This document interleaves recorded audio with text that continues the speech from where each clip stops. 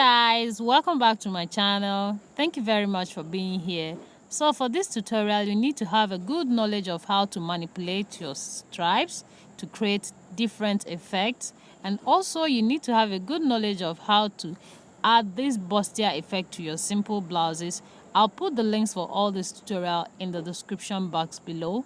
So for this tutorial today, you can see how we merge these two tutorials to create this effect at the center front of this blouse, using our fabric to create stripe and using our bustier pattern to create a bustier contoured effect to this blouse.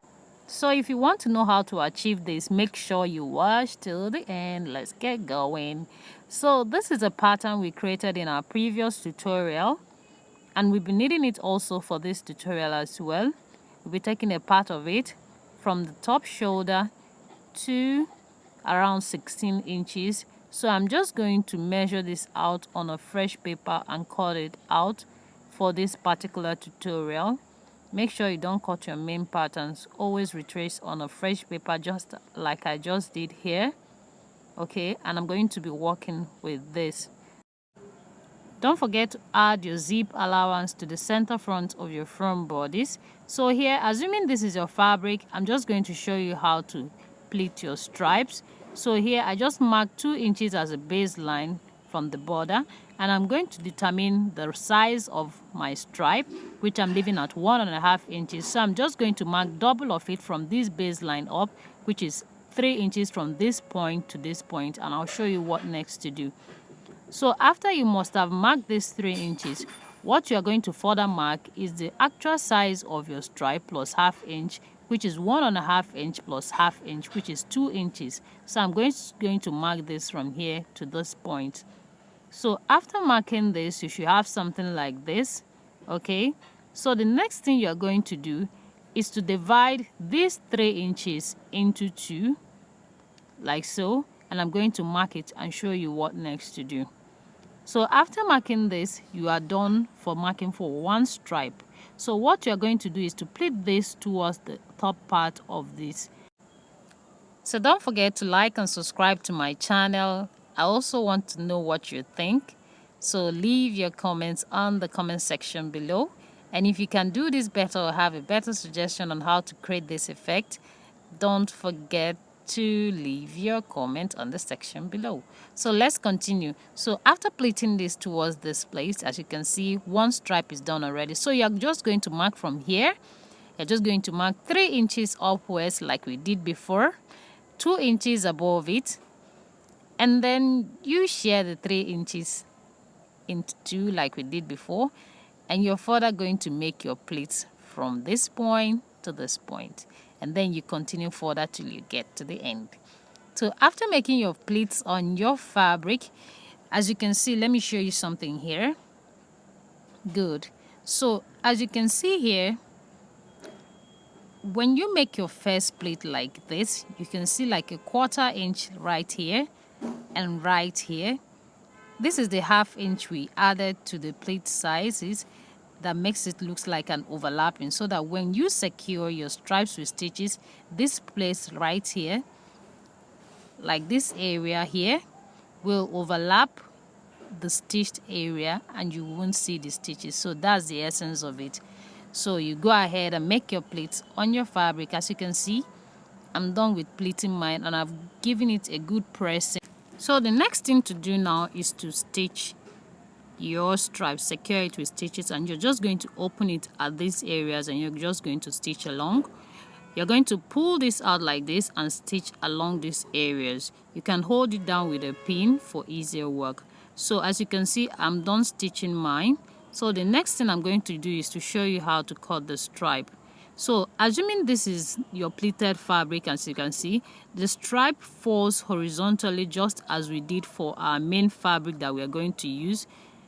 You're just going to use the interface for your center front for this. So you're just going to move it like this to create a chevron effect for your stripe. I'm not going to go detailed here because I have a separate tutorial for this. Make sure you check out that tutorial in order not to miss anything. So I'm just going to move my camera closer so that you can see the chevron effect it creates once you move your pattern like this. So that's how we're going to be placing it on our main fabric to create this effect also for our center front. So you're just going to fold your fabric into two. Make sure the stripes align to each other like this. So you're just going to place your interface on it and cut out. So when you finish cutting out your fabric and you open it up like this, as you can see, the effect has been created already, like so. So the next thing for you to do now is to stitch these areas up to secure your stripes. So after stitching it together, you're going to cut the other two sides of your front bodice, overlap it with the lace fabric if you wish, and secure it round with stitches. So after you must have done that, you stitch all to each other, then fold it into two, then mark out your zip allowance right here. And then the next thing for you to do now is to mark out your measurements on your front bodice. Now that I've done that and I've cut this out already, the next thing to do now is to work on the interface. And the neckline, I cut it 3.5 by 3.5 inches. So after you must have done that, the next thing for you to do now is to mark out your interface exactly like you did for your main bodice. Then you're going to sew the neckline like so. Then when you're done doing that, you're going to notch around the neckline and flip it over, and then you're going to have something like this after you must have finished working on it. So the next thing to do now is to cut the lower part of your front bodice. You can make this a peplum or a straight cut, but also make sure you leave out 1 inch at the front for your zip allowance. Then you mark your actual waist measurement, add your seam allowances. So the length of this is about 7 inches because I want the total number to be 23 inches length. So I'm just going to mark the hip measurement here and I'll put my seam allowance. So after doing this, the next thing I'm going to do is to cut out interface for this lower part, and then I'll stitch this lower area out before flipping it over. But before then, I cut out some lace fabric. This is optional. You may or may not use this, but this is just a bonus to it, just to beautify it. And I cut this out from the lace fabric I have already, from the traces of the scallop. So after doing this, you're going to join the upper and lower part together, add your zipper, then add your back bodice, and then your sleeve, and your blouse is ready. Thank you guys for watching. Hope I'll see you guys in my next tutorial. Don't forget to like and subscribe and share my videos with your friends. Bye.